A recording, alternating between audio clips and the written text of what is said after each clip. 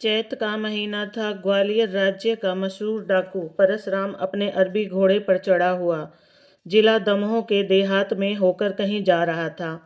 कोई तालाब, नदियां, गांव दिखाई न देता था। चलते चलते एक चबूतरा मिला जिस पर एक शिवलिंग रखा था। छोटे और कच्चे चबूतरे पर बरसात के पानी ने छोटे छोटे गड्ढे कर दिए थे, इसलिए महादेव जी की मूर्ति कुछ तिरछी सी हो गई थी।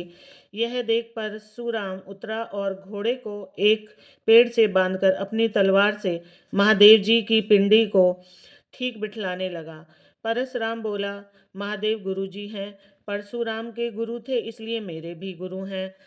हुए भी ब्राह्मण थे, मैं भी ब्राह्मण हूँ। उन्होंने अमीरों का नाश किया था और गरीबों का पालन किया था, वही मैं भी कर रहा हूँ। मूर्ख लोग मुझे डाकू कहते हैं। धनवान से धन लेकर दीनों का पालन करना क्या डाकूपन है? है तो बना रहे। ग्वालियर राज्य ने मेरे लिए 5,000 का इनामी वारंट जारी किया है और भारत सरकार ने 25,000 का। मेरी गिरफ्तारी के लिए 30,000 का इनाम छप चुका है, इसलिए मुझे डाकू कहते हैं। खैर, कोई परवाह नहीं। जब तक शंकर गुरु का पंजा मेरी पीठ पर है, तब तक कोई पारस राम को गिरफ्तार नहीं कर सकता। लेकिन क्या मैं आज प्यास के मारे इस जंगल में ही मर जाऊंगा? मेरे 15 साथी, जो सब पढ़े लिखे हैं, अपने अपने अरबी घोड़े पर चढ़े मुझे खोज रहे होंगे। जब वह मुझे इस जंगल में मरा हुआ पाएंगे, तब हुए नेत्रहीन होकर बड़े दुखी होंगे। बाबा गुरुदेव, क्या एक लोटा पानी के बिना आप आज मेरी जान ले लेंगे? तब तक एक बुढ़िया वहां आई। उसके हाथ में एक लोटा जल था और लोटे के ऊपर एक कटोरी थी जिसमें मिठाई रखी थी। परसराम, बूढ़ी माई, तुम कहाँ जा रहती हो? बुढ़िया, थोड़ी दूर पर शेखोपुर गांव है, बागों में बसा है, इसलिए दिखाई नहीं देता। वही मेरा घर है। जाति की अहीर हूँ बेटा। परसराम, यहाँ क्यों आई हो? चबूतरे पर पानी और मिठाई रखकर बुढ़िया बैठ गई और रोने लगी। परसराम ने जब बहुत समझाया, तब वह कहने लगी, बेटा, मौत के दिन पूरे करती हूँ। घर में एक लड़का था और बहू थी। मेरा बेटा बिहारी तुम्हारी ही उम्र का था। उसी ने यह चबूतरा बनाया था और कहीं से लाकर उसी ने महादेव यहाँ विराजमान किए थे। रोजाना पूजा करता था। इस गांव में कल मुही फ्लैग आई। बेटा और बहू दोनों एक 10 साल की कन्या छोड़कर उड़ गए। रोने के लिए मैं रह गई। जब से बेटा मरा, तब से मैं एक लोटा पानी चढ़ा जाती हूँ और रो जाती हूँ। इस बैसाख में नातिन चंपा का विवाह है। परसराम, महादेव बाबा चंपा का विवाह खूब करेंगे।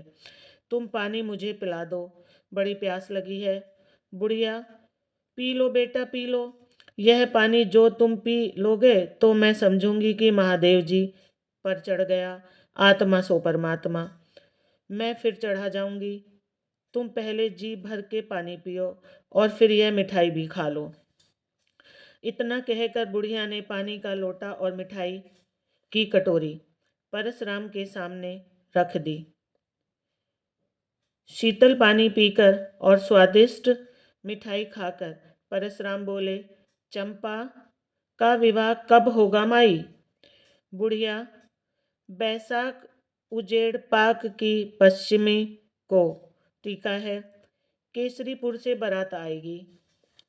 परसराम, विवाह के लिए तुम कुछ चिंता मत करना। तुम्हारी चंपा का विवाह महादेव ही करेंगे। बुढ़िया, तुम कौन हो बेटा? तुम्हारी हजारी उम्र हो, गांव तक चलो तो तुमको कुछ खिलाऊं।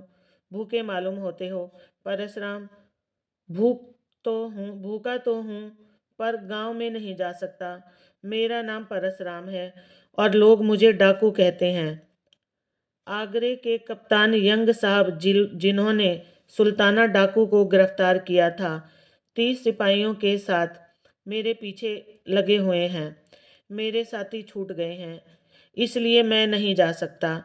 जिस दिन चंपा का विवाह होगा, उस दिन तुम्हारे गांव में 5 मिनट के लिए आऊंगा। बुढ़िया, तुम तो डाकू मालूम पड़ते हो। तुम तो डाकू मालूम नहीं पड़ते, घोड़े पर सवार होकर परशुराम ने कहा।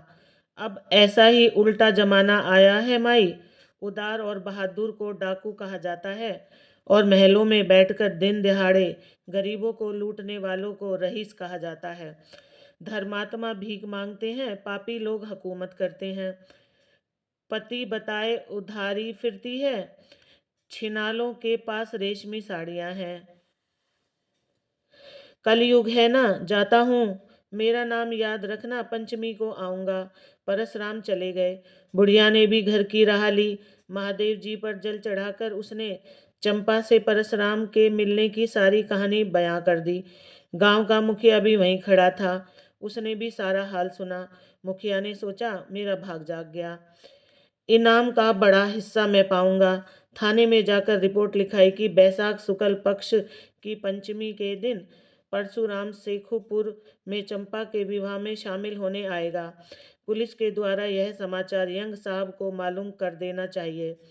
अगर उसे रोज डाकू परशुराम गिरफ्तार ना हुआ तो फिर कभी ना हो सकेगा। चौथ के दिन बिहारी अहीर के दरवाजे पर 5 गाड़ियां आकर खड़ी हुईं। एक में आटा भरा था, एक में घी शक्कर और तरकारियां भरी थी, एक गाड़ी में कपड़े ही कपड़े थे, तरह तरह के नए थानों से वह गाड़ी भरी थी। चौथी गाड़ी में नए नए कपड़े भरे थे और पांचवी गाड़ी में तरह तरह की पक्की मिठाइयों से भरी थी। गाड़ी वालों ने सब सामान बिहारी अहीर के घर में भर दिया। लोगों ने जब यह पूछा कि यह सामान किसने भेजा है, तब गाड़ी वाले ने कहा, हम लोग एक लोटा पानी भेजने वाले का नाम धाम कुछ नहीं जानते। हम लोग दमोह के रहने वाले हैं, किराए पर गाड़ी चलाया करते हैं। हम लोगों को किराया अदा कर दिया गया है। हम लोगों को केवल यही हुक्म है कि यह सामान शेखुपुर के बिहारी अहीर के घर में जबरन भर आवे, बस। और ज़्यादा 3-5 हम लोग कुछ नहीं जानते। इस विचित्र घटना पर गांव भर आश्चर्य कर रहा था। केवल मुखिया को और बुढ़िया को मालूम था कि यह सब काम परशुराम का है। मुखिया ने थाने में इस घटना की रिपोर्ट लिखाई और यह भी लिखाया कि कल पंचमी के दिन सुबह को जब चंपा के फेरे पड़ेंगे, उस समय कन्यादान देने खुद परशुराम के आने की उम्मीद है, क्योंकि वह अभी तक खुद नहीं आया है। 5 मिनट के लिए गांव में आने का उसने वचन दिया है, चाहे धरती इधर की अधूर हो जाए, पर परशुराम का वचन खाली नहीं जा सकता। चौथ की रात में ही मिस्टर यंग सब अपने 30 मार्केट सिपाहियों के साथ शेखुपुर में आ धमके। उन सबों ने घोड़े के सौदागरों का भेष बनाया था। मुखिया के दरवाजे पर भी लोग ठहर गए। गांव वालों ने जाना कि घोड़े के सौदागर लोग किसी मेले को जा रहे हैं। मुखिया और चौकीदार के सिवा असली भेद को कोई नहीं जानता था। पंचमी का सवेरा हुआ। परशुराम ने जो ही घोड़े पर चढ़ना चाहा, त्यों ही छींक हुई। एक हाथी का नाम था रहीम। रहीम ने परशुराम को रोकते हुए कहा, कहाँ जा रहे हैं आप? परशुराम, शेखपुर चंपा का कन्यादान देने। रहीम, छींक हुई है। परशुराम, मुसलमान होकर भी छींक को मानते हो? हाँ, अपने लिए नहीं भी तो आपके लिए मानता हूँ। बात यह है कि यंग सांप अपने 30 सिपाहियों के साथ इधर ही गए हैं। उन लोगों ने सौदागरों का सांग बनाया है, मगर मेरी नज़र को धोखा नहीं दे सकते। परशुराम, घूमने दो, क्या करेगा यंग साहब? रहीम, मालूम होता है कि मूर्ख बुढ़िया ने आपके मिलने का हाल अपने गांव में बयां कर दिया। पुलिस को आपके जाने का हाल मालूम हो गया है, तभी यंग साहब ने मौका देखकर चढ़ाई की है। परशुराम, संभव है तुम्हारा अनुमान सही हो, लेकिन इसी डर से मैं अपने वचन को तोड़ नहीं सकता। एक लोटा पानी से ऋण होना है। रहीम, अच्छा, तो मैं भी साथ चलता हूँ। जो वक्त पर साथ दे वही साथी है। परशुराम, तुम्हारी क्या जरूरत है? रहीम, मैं आपको अकेला नहीं जाने दूंगा, नमक हरामी नहीं करूंगा। आपकी जान जाएगी तो पहले मेरी जान जाएगी। दोनों सवार शेखपुर की ओर चल दिए। वह उसे समय बिहारी के दरबार पर पहुंचे। अपने घोड़े की बागडोर रहीम को पकड़कर परशुराम उतर पड़े और घर में घुस गए। 5 मोहरों से परशुराम ने चंपा का कन्यादान सबसे पहले दिया और वह बाहर जाने लगे। गांव वालों ने जान लिया कि इस व्यक्ति ने ही 5 गाड़ियां भेजी थी। श्रद्धा के मारे उन लोगों ने परशुराम को घेर लिया। खुशी से बुढ़िया की बोलती बंद थी। एक आदमी बोला, वाह मालिक, बिना जलपान किए कहाँ जाते हो? दूसरा आदमी लोटा लिए चरण धोने का उपाय करने लगा। तीसरा आदमी परशुराम को बैठने के लिए अपना साफा धरती पर बिछाने लगा। चौथा आदमी दौड़ा तो एक दोने में मिठाइयां भर लाया। परशुराम ने कहा, कैसे पागल लोग हो तुम? जिस कन्या का कन्यादान दिया उसी का भोजन कैसे करूंगा? इतना कहकर वे घर से बाहर आ गए। घोड़े पर चढ़ते चढ़ते परशुराम ने देख लिया कि साहब ने सधल बल उनको घेर लिया है। परशुराम ने उनको ललकार कर कहा, गांव के बाहर आकर मर्दुमी दिखलाओ। इसके बाद रहीम के साथ परशुराम ने घोड़े के एड़ लगाई और गांव के बाहर हो गए। सब लोग घोड़े पर सवार थे। तड़ातड़ गोलियां छूटने लगीं। वे दोनों भी फायर करते जाते। परशुराम और रहीम के अचूक निशाने ने 5 सिपाही मार डाले। परशुराम को भागने का अवसर देने के लिए रहीम ने अपना घोड़ा पीछे लौटाया और वह सिपाहियों के साथ जूझने लगा। सब लोगों ने उसे घेर लिया। दनादन गोलियां छूटने लगी। 3 सिपाही रहीम ने मौत के घाट उतार दिए।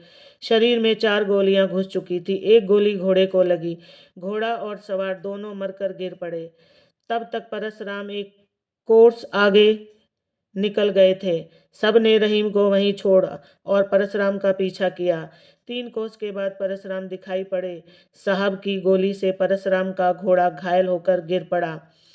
परशुराम पैदल चलने लगे। आगे था एक नाला, 5-6 गज चौड़ा था और 30 हाथ गहरा था। बरसाती पानी ने उस नल को खंदक का रूप दे दिया था। परशुराम ने कूदकर उसे पार करना चाहा, परंतु पैर फिसल गया। वह खंदक में गिर पड़े। किनारे यंग साहब आ खड़े हुए। नीचे अंधेरा था, साफ साफ दिखाई ना पड़ता था। ज्यों ही साहब ने नीचे झांका त्यों ही परशुराम ने गोली छोड़ दी। विक्टोरिया के इकबाल से साहब तो बच गए, मगर उनका टोप उड़ गया। सिपाहियों ने गोलियां छोड़ी। परशुराम एक किनारे छुप गए। फायर खाली गया। साहब ने कहा, 30 हाथ नीचे गहरे गड्ढे में गिरा है तो भी निशाना मार रहा है। शाबाश बहादुर, शाबाश। तब तक परशुराम ने आवाज के निशाने पर एक गोली छोड़ दी। साहब के पास एक सिपाही खड़ा था। उसकी खोपड़ी उड़ गई। साहब ने कहा, हमारे 9 आदमी मर चुके हैं, मगर डाकू का एक ही आदमी मारा गया। एक सिपाही था राजपूत। उसने आगे बढ़कर कहा, मिट्टी गिराकर डाकू को दबा देना चाहिए। आवाज का निशाना साध कर पारस ने गोली छोड़ी। राजपूत बेचारा मर कर गिर गया। साहब ने कहा, वेल परशुराम, बाहर आ जाओ। हम तुम पर बहुत खुश हैं। तुम एक बहादुर और बात का धनी आदमी है। परशुराम ने जवाब दिया, मैं अपना वचन पूरा कर चुका। 1 लोटा पानी से उऋण हो चुका। अब मरने का डर नहीं। साहब, अगर तुम डाका डालना बंद करने की कसम खाओ तो हम तुमको वायसराय से कहकर छुड़ा लेगा। इत्मीनान करो और बाहर आओ। तुम भी बात का धनी और हम भी बात का धनी। आज से तुम हमारा दोस्त हुआ। परशुराम बाहर निकल आए और आत्मसमर्पण कर दिया और उनके बाहर आते ही यंग साहब ने उनको गिरफ्तार कर लिया और आगरा ले गए। यंग साहब ने परशुराम को साफ बरी कर दिया। परशुराम ने समझ लिया, अच्छा उद्देश्य होने पर भी आखिर डकैती थी बहुत बुरी चीज, उसका समर्थन हो ही नहीं सकता। अतः उस काम को छोड़ दिया। वह साधु हो गए और अपने साथियों को नेकी का जीवन व्यतीत करने का उपदेश दिया। परशुराम ने हरिद्वार में जाकर 5 साल तक घोर तपस्या की और सन 1635 में गंगा जी के बीच धारा में खड़े खड़े शरीर त्याग दिया। परशुराम ने यह दिखला दिया कि विपत्ति को देखकर भी वचन का पालन करना चाहिए।